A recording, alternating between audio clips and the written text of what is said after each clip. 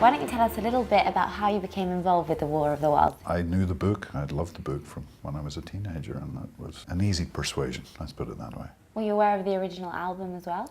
I was very aware of it. I bought it, in fact, in 1979 when I was working in Ireland, and still have it, a little cassette.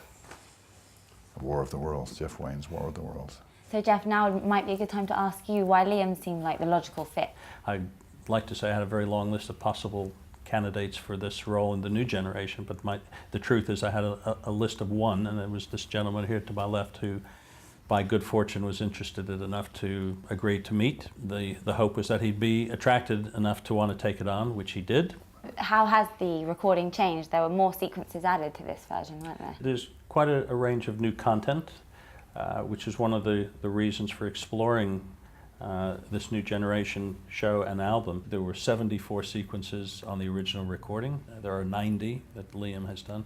It gives an example of the scope that was there to open it up and still be seamless to the story that we've had both in the original album and the tours to date. The central character, George Herbert, the journalist, he's live on stage because he's caught up in the same Martian invasion that the characters he's meeting along the way, and he's interacting with them. It's quite an incredible bit of technology and performance, and I think And it's the first time ever, is it? as we've been told, and it's never been done before in arenas, where you see a performer live on stage, full-bodied, and he's interacting as we're talking here, and it looks seamless, and it's very exciting. Liam, there were some tough scenes filmed against the green screen. How was that process for you? It had to be very, very precise.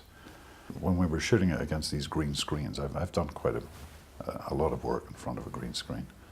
Doing this holography stuff was very, very interesting and alien, and yet it was familiar ground to me, you know. Watching it from an observer's point of view, the way you were blocking out the steps and then seeing the end result in the CGI of this itself is really convincing. Oh, great. Yeah. Great. Some of the new additions to the show is the development of the relationship between George and Carrie, his fiancée. Yes.